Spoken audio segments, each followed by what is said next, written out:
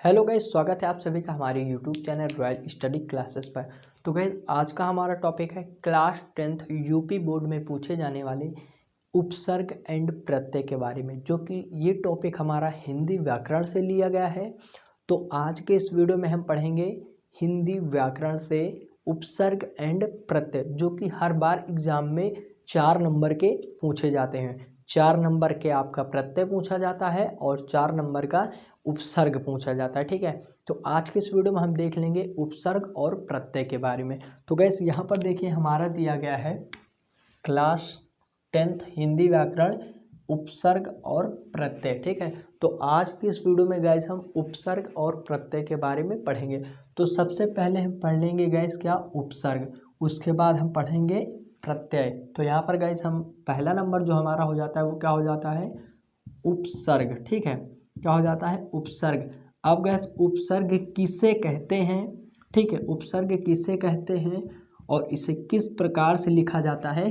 तो 2 से 3 टॉपिक हम इस पर कवर करेंगे कि उपसर्ग किसे कहते हैं और किस प्रकार से लिखा जाता है। तो आइए वीडियो को शुरू करते हैं। तो गैस, यहाँ पर देखिए हमने उपसर्ग की परिभाषा लिख दी है। यहाँ पर आप लोग देख सकते हैं उपसर्ग लिखा हुआ है और यहाँ पर आपका क्या लिखा हुआ है, परिभाषा। ठीक है, तो परिभाषा हमने क्या लिखी है कि वे वर्ण या, ठीक है, क्या लिखी है, हमारा जो परिभाषा है वो क्या हो जाएगा, वे वर्ण या वर्ण समूह जो किसी शब्द के पहले जुड़कर, क्या, वे वर्ण या वर्ण समूह जो किसी शब्द के पहले जुड़कर उस शब्द के अर्थ में विशेषता उत्पन्न कर देते हैं। ठीक है, विशेषता उत्पन्न कर देते हैं, उन्हें हम क्या कहते हैं, उन्हें हम उपसर्ग कहते हैं। क्या कहते हैं, उन्हें हम उपसर्ग कहते हैं। देखिए, वे वर्ण या वर्ण समूह जो किसी शब्द के पहले जुड़कर या किसी शब्द के पहले लगकर उस शब्द के अर्थ में विशेषता उत्पन्न कर दे, उसे हम क्या कहते हैं, उपसर्ग कहते हैं। ठीक है, तो इतनी चीज आपको क्लियर हो चुकी है, परिभाषा में पता चल चुकी है। और एक नोट पॉइंट है गाइस जो कि आपको याद होना चाहिए, आपको पता होना चाहिए। तो हमारा नोट पॉइंट जो है वो क्या है गाइस, कि नोट पॉइंट देखिए हमारा क्या है, उपसर्ग का प्रयोग स्वतंत्र रूप से नहीं होता। ठीक है, अब यहाँ पर देखिए गाइस, उपसर्ग का जो प्रयोग है वो स्वतंत्र रूप से नहीं होता। ठीक है, केवल किसी शब्द के पहले प्रयोग किए जाते हैं। ठीक है, केवल किसी शब्द के पहले प्रयोग किए जाते हैं। अब गाइस यहाँ पर देखिए उपसर्ग का प्रयोग स्वतंत्र रूप से नहीं होता। अगर उपसर्ग का प्रयोग स्वतंत्र रूप से होगा तो वो अपने आप में खुद ही एक शब्द बना लेगा। ठीक है, इसीलिए उपसर्ग जो है उसका प्रयोग स्वतंत्र रूप से नहीं होता, इसलिए वो किसी शब्द के आगे ही लगकर उस शब्द में अर्थ बदल देता है। ठीक है, तो ये आपका नोट पॉइंट हो चुका है। अब देखिए कुछ एग्जाम्पल के रूप में हम उपसर्ग ले लेते हैं और उन्हें आपको हम बनाकर दिखाते हैं कि किस प्रकार से हम उन्हें बना सकते हैं। ठीक है, तो इसे हम इरेज कर देते हैं, उसके बाद हम एग्जाम्पल लेके सॉल्व करते हैं। ओके, तो गैस अब यहाँ पर देखिए हमारा है उपसर्ग। अब यहाँ पर हमने 5 उपसर्ग जो है एग्जाम्पल के तौर पर ले लिए हैं। तो अब इनको हम जो है हल करेंगे। देखिए, अन, अप, अनु, निर, अति। ठीक है, अब इनको हम बनाएंगे तो हमारा किस प्रकार से बनेगा। यहाँ पर देखिए दिया गया है अन, तो हम इसको क्या बना सकते हैं, इसको हम बना सकते हैं अनुरूप। क्या हो गया, अनुरूप। और क्या बनेगा हमारा, और बन जाएगा अनौरस। क्या हो जाएगा, अनौरस। ठीक है, इस प्रकार से आपको बना लेने हैं। तो गाइस यहाँ पर देखिए अब हमने आपको बताया था कि उपसर्ग जो होते हैं किसी वर्ण के पहले प्रयोग किए जाते हैं या किसी वर्ण के पहले लगकर या जुड़कर उस शब्द के अर्थ में परिवर्तन कर देते हैं। तो यहाँ पर देखिए अब यहाँ पर हमारा क्या है, अब यहाँ पर जैसे हमारे लिखा हुआ है रूप। अब रूप के पहले हमने क्या जोड़ दिया, अनु, तो हमारा क्या हो गया, अनुरूप हो गया। ठीक है, देखिए अब जैसे अनौरस लिखा है तो हमारे यहाँ पर क्या लिखा था, रस। क्या लिखा है, रस। और प्लस इसके पहले हमने क्या जोड़ दिया, इसमें हमने जोड़ दिया अनौ, ठीक है, अनौ। अब ये पूरा टोटल जाकर के हमारा क्या बनेगा, अनौरस,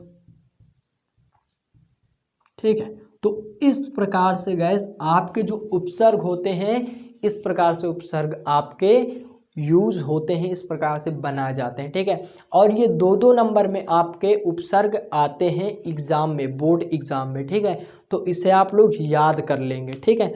तो अब यहाँ पर देखिए हमारा एक बन चुका है, ठीक है। अब आपको पता चल चुका है आपको किस प्रकार से उपसर्ग बनाना है, ठीक है। तो अब यहाँ पर देखिए अप लिखा है, ठीक है। तो अब इसे कैसे बनाएंगे, तो अब हम इसे बना कर देखते हैं। देखिए अप लिखा है तो हम क्या बना देंगे, अपरिभाषित, क्या हो जाएगा, अपरिभाषित, सॉरी अपरिभाषित ना, क्या हो जाएगा, अपरिभाषित, तो हो जाएगा अपरिभाषित, क्या हो जाएगा, अपरिभाषित। और हम एक क्या बना देंगे, और एक हम बनाएंगे तो क्या हो जाएगा, अपवाद, अपवाद, क्या हो जाएगा, अपवाद, ठीक है। हमारा 2 बन चुका है। अब तीसरा नंबर है हमारा अनु, तो अनु का हमारा क्या हो जाएगा, हमारा हो जाएगा अनुकूल, अनुकूल, कॉमा, दूसरा हो जाएगा अनुरूप, क्या हो जाएगा, अनुरूप, और हो जाएगा अनुज, अनुज, ठीक है। इसी प्रकार से गाइस आप कई सारे उपसर्ग बना सकते हैं। तो इस प्रकार से आपको बना लेने हैं। अब देखिए हमारा चौथा जो दिया गया है वो क्या है, निर, तो क्या हो जाएगा, हमारा हो जाएगा निरपराध, निरपराध।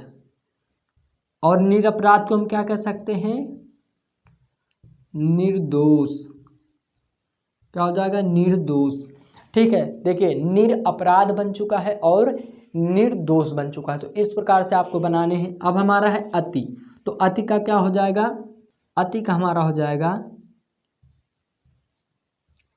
अतिरिक्त, अतिरिक्त,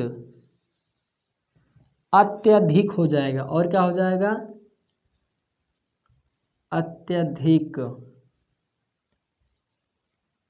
अत्यधिक, ठीक है। तो इस प्रकार से आपको बना लेने। तो ये 5 हैं आपके, क्या, ये 5 आपके हो चुके हैं क्या, उपसर्ग। अब हम बात करते हैं गाइस प्रत्यय की। उपसर्ग की तो हमने बात की, और उपसर्ग हमने जाना कि उपसर्ग की परिभाषा क्या होती है और उपसर्ग किस प्रकार से बनाए जाते हैं। इसके कुछ एग्जाम्पल हमने सॉल्व कर लिए। अब हम देखेंगे कि प्रत्यय किस प्रकार से होता है और किस प्रकार से हम प्रत्यय को सॉल्व कर सकते हैं। ओके, तो यहाँ पर देखिए ये जो उपसर्ग हैं इनको अगर आप नोट करना चाहते हैं तो नोट कर सकते हैं, और हम इसे मिटाकर देखते हैं हमारा प्रत्यय किस प्रकार से होता है और प्रत्यय की परिभाषा, ठीक है। तो हम इसे इरेज कर देते हैं।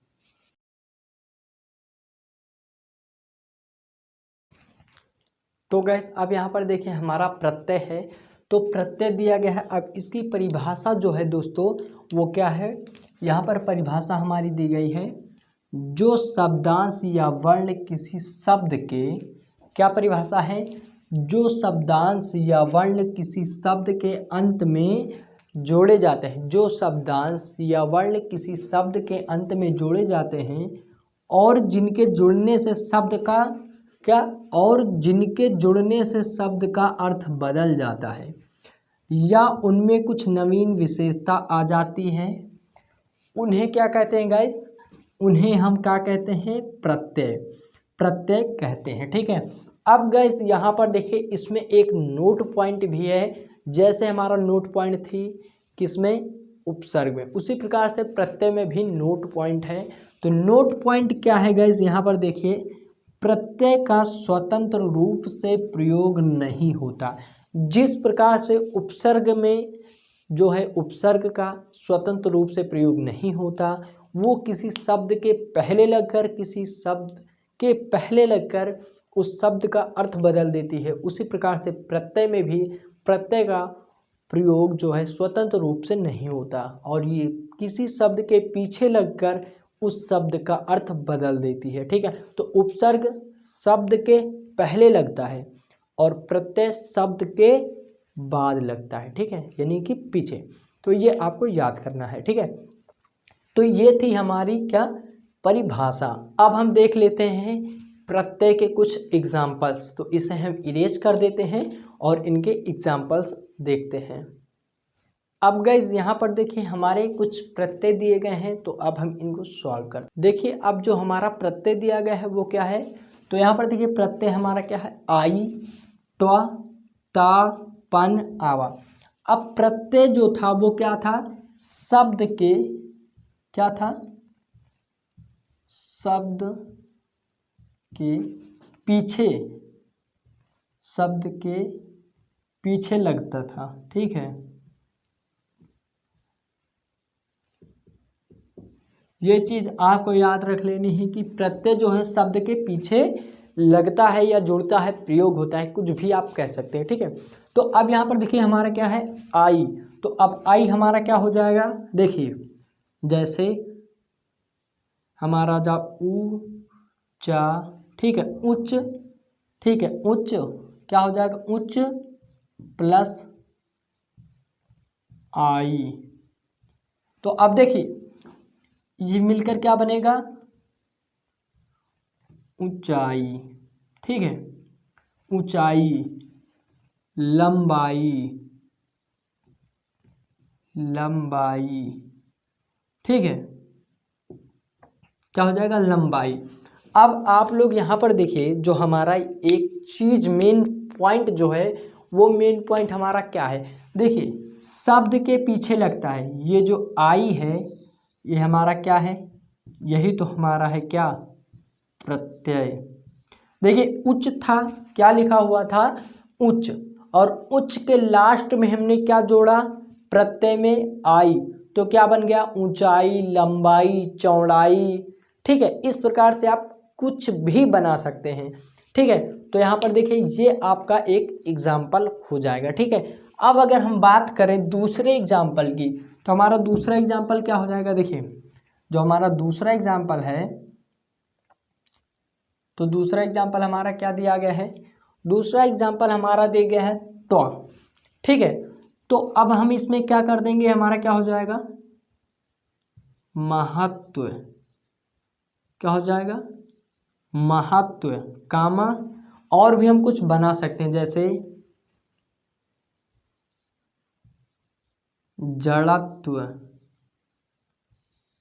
घनत्व,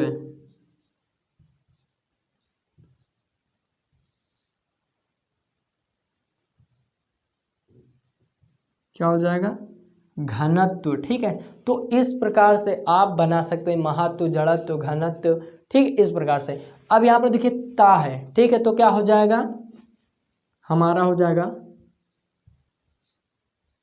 सुंदरता, सुंदरता। ठीक है, क्या हो जाएगा, सुंदरता, कॉमा, एक और हो जाता है हमारा माता, माता, कॉमा, जाता। ठीक है, इस प्रकार से आप बहुत सारे प्रत्यय बना सकते हैं। अब यहाँ पर क्या है, पन, तो पन से हम क्या बनाएंगे, बचपन। क्या हो जाएगा, बचपन। और क्या हो जाएगा, लड़प्पन, लड़प्पन। और अब देखिए यहाँ पर हमारा क्या हो जाएगा, और देखिए हमारा क्या हो जाएगा, अब यहाँ पर दिया गया है आवा। अब देखिए आवा से हमारा क्या होगा, तो आवा से हमारा हो जाएगा पहनावा, पहनावा, पहनावा। ठीक है, कॉमा, दिखावा, दिखावा। ठीक है, तो इस प्रकार से आप बहुत सारे सेंटेंस जो है बना सकते हैं। तो यहाँ पर देखिए हमारा क्या है, पहला हमारा क्या दिया गया था, आई, तो हमारा क्या होगा ऊंचाई, लंबाई। त्व का हमारा क्या होगा महत्व, जड़त्व, घनत्व। ता का हमारा हो गया सुंदरता, माता, जाता, आता, खाता, कुछ भी आप बना सकते हैं, ठीक है। और पन से हमारा हो गया बचपन, लड़प्पन, पन, ठीक है। आवा शब्द जो है पहनावा, दिखावा, कुछ भी आप बना सकते हैं, ठीक है। तो आई होप कि आपको उपसर्ग और प्रत्यय दोनों समझ में आ गए होंगे। और अगर आपको ये वीडियो अच्छी लगी हो तो इस वीडियो को एक लाइक कर दें, और हमारे चैनल पर पहली बार आए हैं तो इस चैनल को सब्सक्राइब जरूर कर लें, ताकि हम कोई भी वीडियो यूट्यूब पर अपलोड करें तो उसकी नोटिफिकेशन सबसे पहले आपको टाइम पर मिल जाए। तो हम मिलते हैं अगली वीडियो में एक नए टॉपिक के साथ और एक नए अंदाज में। तब तक के लिए टेक केयर, बाय बाय। हम मिलते हैं अगली वीडियो में।